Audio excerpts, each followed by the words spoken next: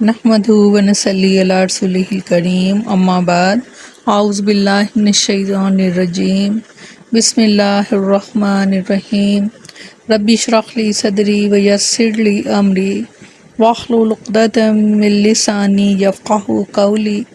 السلام علیکم ورحمۃ اللہ وبرکاتہ۔ کیسے ہیں آپ سب؟ انشاءاللہ خیر و عافیت سے ہوں گے۔ اللہ تعالیٰ آپ سب کو اپنے حفظ و امان میں رکھے، آمین ثم آمین۔ 8واں پارہ سورۃ اعراف۔ الحمدللہ آج ہماری سورۃ اعراف جو ہے وہ شروع ہونے جا رہی ہے۔ اللہ تعالیٰ ہمیں صحیح معنوں میں سمجھنے کی، پڑھنے کی توفیق عطا فرمائے، آمین۔ سورۃ اعراف یعنی وہ دیوار کہ جو جہنمیوں اور جنتیوں کے درمیان بنائی جائے گی۔ بسم اللہ الرحمن الرحیم۔ اللہ کے نام سے شروع جو بڑا مہربان نہایت رحم والا ہے۔ الف لام میم صاد۔ کتاب ہے، انزلہ نازل ہوئی ہے، الیک آپ کی طرف، فلا پس نہ یکن آپ ہوں، فی صدری کا آپ کا دل، حرجن تنگی میں، منہ اس سے، لتنذرا تاکہ آپ ڈراؤ، بھی اس کے ساتھ ذکرہ اور نصیحت ہے، للمؤمنین مومنوں کے لیے، اتبعوا پیروی کرو، ما جو انزلہ نازل کیا گیا ہے، الیکم تمہاری طرف، من ربکم تمہارے رب کی طرف سے، ولا اور نہ تتبعوا تم پیروی کرو، من دونہ اس کے سوا، اولیاء دوستوں کی، قلیلاً بہت کم ہے، ما تذکرون جو تم سبق سیکھتے ہو۔ وکم اور کتنی ہی من قرجاتن بستیاں ہیں، اہلکناہا ہم نے ہلاک کر دیا ان کو، فجاءہا پس آیا ان پر، باسنا ہمارا عذاب، بیاتن رات کو سوتے میں، او یا ہوں وہ، قائلون جب وہ دوپہر کو قیلولہ کر رہے تھے، فما پس نہ کانا تھا، دعواہم ان کی پکار، اس جب جاءہم جب وہ پہنچا ان پر، باسنا ہمارا عذاب، الا مگر یہ، انجے کہ قالو کہتے ہیں، انا بے شک کنا ہم تھے، ظالمین گناہ گار، فلنسألن پس ہم ضرور پوچھیں گے، الذین ان لوگوں سے، ارسلا جو رسول بھیجے گئے، الیہم جن کی طرف، ولنسألن اور پوچھیں گے ہم مرسلین پیغمبروں سے بھی، فلنقصن اور پھر بیان کریں گے ہم، علیہم ان پر، بعلم علم کے ساتھ، وما اور نہیں، کنا ہم تھے، غائبین غائب، والوزن اور تولنا، یومئذ اس دن، حق ہے، فمن پس جن کے، ثقلت بھاری ہوئے، موازینہ جن کے پلڑے، فاولئک پس یہی وہ لوگ ہیں، ہم وہ مفلحون جو فلاح پانے والے ہیں، ومن اور جن کے خفت ہلکے ہوئے، موازینہ ان کے اعمال، فاولئک پس یہی وہ لوگ ہیں، الذین جنہوں نے، خاسروا خسارے میں ڈالا، انفسہم اپنی جانوں کو، بما اس لیے کہ کانوا وہ تھے، بآیاتنا ہماری آیتوں سے، یظلمون ناانصافی کرتے، وَلَقَدْ اور البتہ تحقیق، مَكَّنَّاكُمْ ہم نے جگہ دی تمہیں، فی الارض زمین میں، وَجَعَلْنَا اور پیدا کیے ہم نے، لَكُمْ تمہارے لیے، فیہا اس میں، معاشیہ سامان معاشیت، قلیلاً بہت ہی کم، ما جو تشکرون جو تم شکر کرتے ہو، بہت کم تم شکر کرتے ہو۔ فرمایا کہ یہ ایک الف لام میم صاد کی ایک کتاب ہے جو آپ کی طرف نازل کی گئی ہے، تو آپ کے سینے میں سے کوئی تنگی نہ ہو، تاکہ آپ اس کے ساتھ لوگوں کو ڈرائیں، اور ایمان والوں کے لیے سراسر نصیحت ہے۔ نبی کریم صلی اللہ علیہ وسلم سے کہا جا رہا ہے کہ یہ کتاب آپ کے رب کی طرف سے اس لیے اتاری گئی ہے کہ لوگوں کو آپ اس کے ذریعے عذاب الہی سے ڈرائیں، اور مومنوں کے لیے یہ کتاب باعث رحمت ہو۔ اس کتاب کے نزول کے یہ 2 مقصد ہیں، لہٰذا آپ انہی 2 مقاصد کو سامنے رکھیں۔ آپ کا کام بس اتنا ہے کہ کافروں کو ڈرائیں اور مومنوں کو نصیحت کریں، اس کے بعد آپ کی ذمہ داری ختم ہو جاتی ہے۔ گمراہوں کے ایمان لانے کی فکر میں اپنے آپ کو نہ گھلائیں، اگر وہ ایمان نہیں لاتے اور آپ کی تکذیب کرتے ہیں، نعوذ باللہ، تو آپ اپنے سینے میں تنگی محسوس نہ کریں، بے فکری کے ساتھ تبلیغ کرتے رہیں، اور نتیجے کو اللہ تعالیٰ پر چھوڑ دیں۔ ارشاد فرمایا سورۃ نحل میں، اور صبر کیجیے، اور نہیں آپ کا صبر مگر اللہ کے ساتھ، اور ان پر غم نہ کیجیے، اور نہ کسی تنگی میں مبتلا ہوں، اس سے جو وہ تدبیریں کرتے ہیں۔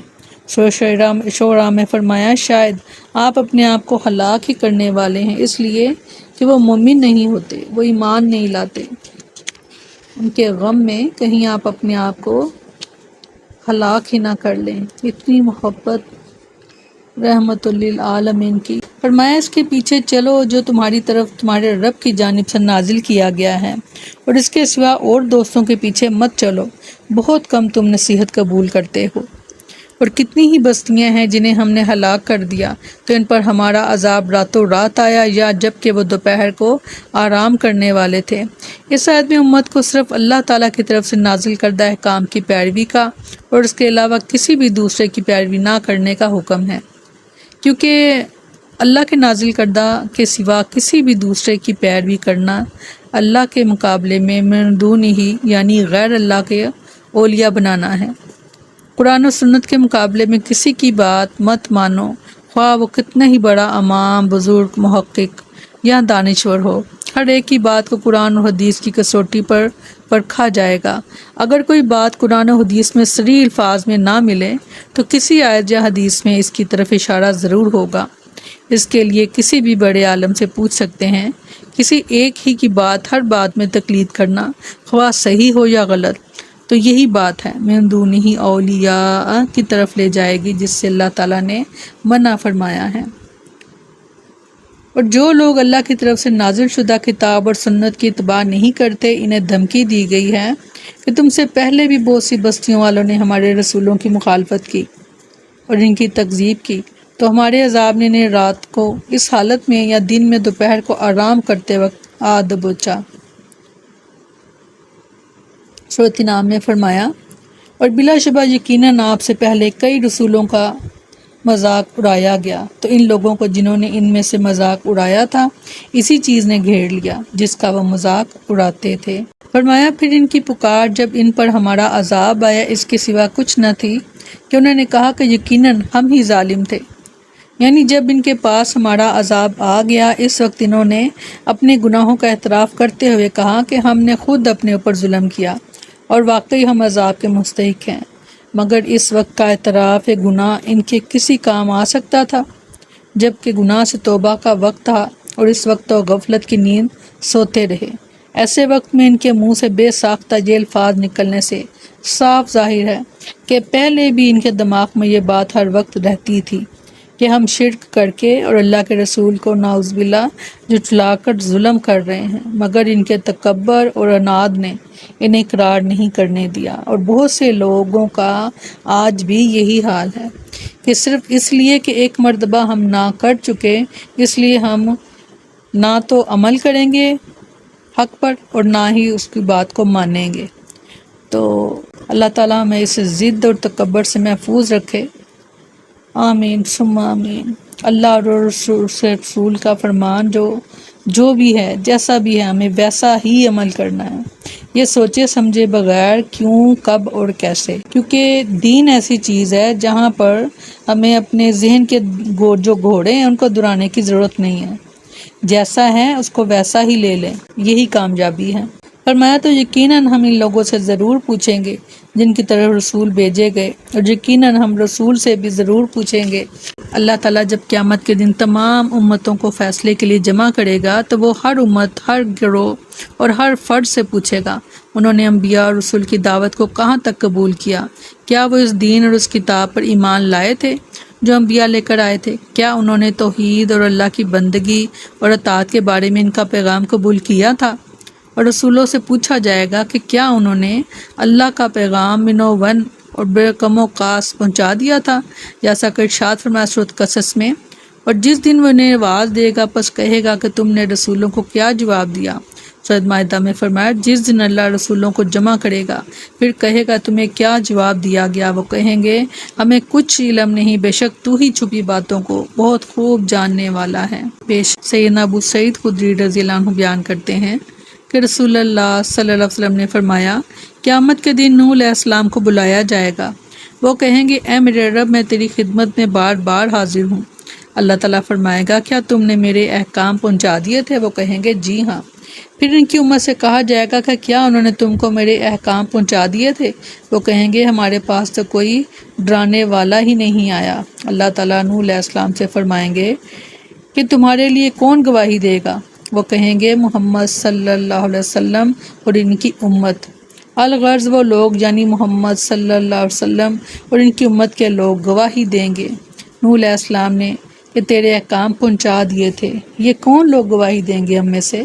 ہم امت محمدیہ ہیں صلی اللہ علیہ وسلم الحمدللہ۔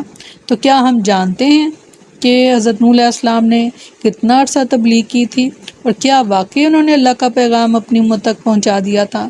یہ تبھی معلوم ہوگا جب ہم اس کے قرآن کے ترجمے کو ہم جانیں گے، تو ہم یہ جان سکیں گے، کیونکہ ہم سے گواہی لی جائے گی اور امت محمدیہ سے لی جائے گی۔ اگر ہم امت محمدیہ میں سے ہیں، ہمارا تعلق ہے، تو پھر ہمیں چاہیے کہ کم از کم ایک بار قرآن کا ترجمہ ضرور جاننے کی کوشش کریں، تاکہ جب اللہ تعالیٰ سوال کرے تو اس کا ہم جواب جو ہے وہ دے سکیں۔ فرمایا پھر یقیناً ہم ان کے سامنے ضرور پر علم کے ساتھ بیان کریں گے اور ہم کہیں غائب نہ تھے۔ یعنی قیامت کے دن ہم اپنے علم کی بنیاد پر لوگوں کو ان تمام اعمال کا حال سنائیں گے جو وہ دنیا میں کرتے تھے۔ جب وہ عمل کر رہے تھے تو ہم اس وقت غائب نہیں تھے، ہم ان کو دیکھ رہے تھے، ان کے تمام اعمال ہمارے علم میں تھے، جیسا کہ ارشاد فرمایا سورہ یونس میں، اور نہ تم کوئی عمل کرتے ہو مگر ہم تم پر شاہد ہوتے ہیں جب تم اس میں مشغول ہوتے ہو، اور تیرے رب سے کوئی ذرہ برابر چیز نہ زمین میں غائب ہوتی ہے اور نہ آسمان میں، نہ اس سے کوئی چھوٹی چیز ہے اور نہ بڑی، مگر ایک واضح کتاب میں موجود ہے۔ بے شک سورۃ مجادلہ میں فرمایا جس دن اللہ ان سب کو اٹھائے گا پھر انہیں بتائے گا جو انہوں نے کیا، اللہ نے اسے محفوظ رکھا اور اس سے بھول گئے، اللہ ہر چیز پر گواہ ہے۔ کیا تو نے نہیں دیکھا کہ بے شک اللہ جانتا ہے جو آسمانوں میں ہے اور جو زمین میں ہے؟ کوئی تین آدمیوں کی کوئی سرگوشی نہیں ہوتی مگر وہ ان کا چوتھا ہوتا ہے، اور نہ کوئی پانچ آدمیوں کی مگر وہ ان کا چھٹا ہوتا ہے، اور نہ اس سے کم ہوتے ہیں اور نہ زیادہ مگر وہ ان کے ساتھ ہوتا ہے کہ جہاں بھی ہوں۔ پھر وہ انہیں قیامت کے دن بتائے گا جو کچھ انہوں نے کیا، یقیناً اللہ ہر چیز کو خوب جاننے والا ہے۔ جب بھی کوئی عمل کرنے لگیں، کوئی اچھا یا کوئی برا، تو یہ ذہن میں رکھیں جو بھی ہم نے آیت پڑھی کہ اگر دو لوگ ہیں تو تیسرا اللہ ہے، اگر تین ہیں تو چوتھا اللہ ہے۔ اپنے علم کے ذریعے ہر وقت ہماری نگرانی کی جا رہی ہے، ہم کہیں پر بھی ہم تنہا نہیں، اکیلے نہیں ہیں کہ برائی کو کر لیا جائے۔ اور سب سے زیادہ جو اللہ تعالیٰ کو جس پر غضب ہوتا ہے، جس گناہ پر، گناہ تو ہوتا ہی غضب کا باعث ہے، مگر وہ گناہ کہ جو چھپ کر لوگوں سے کیا جائے۔ اللہ تعالیٰ فرماتے ہیں کہ لوگوں سے تو تم چھپے مگر تمہیں میرا خیال نہ آیا کہ میں تو ہر جگہ اپنے علم کے ذریعے تمہارا احاطہ کیے ہوئے ہوں۔ تو اللہ تعالیٰ ہمیں ظاہری اور باطنی گناہوں سے محفوظ رکھے، آمین۔ فرمایا اس دن وزن حق ہے، پھر وہ شخص کے اس کے پلڑے بھاری ہو گئے تو وہی کامیاب ہونے والے ہیں، اللہ آمین میں شامل فرمائے، آمین۔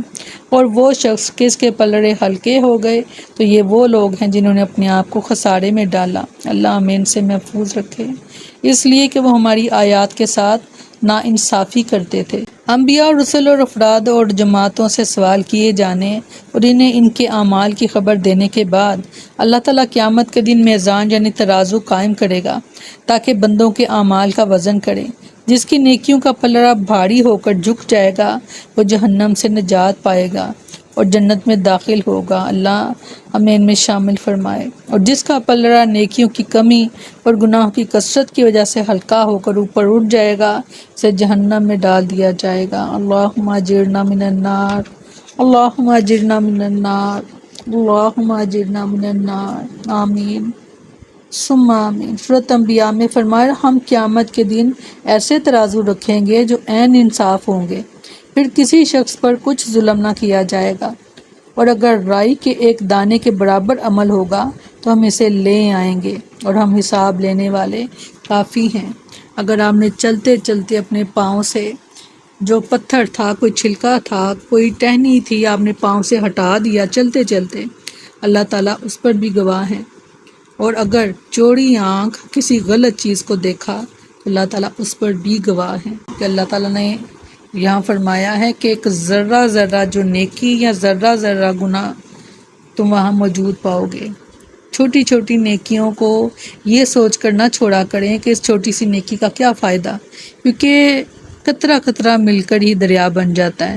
اور کسی بھی گناہ کو چھوٹا سمجھ کر نہ کیا کریں، کیونکہ ایسے ہی ایک ایک کر کے تو گناہوں کے پہاڑ بن جاتے ہیں اور وہیں سے انسان ٹھوکر کھا کر گر جاتا ہے۔ اللہ تعالیٰ ہمیں محفوظ رکھیں، آمین۔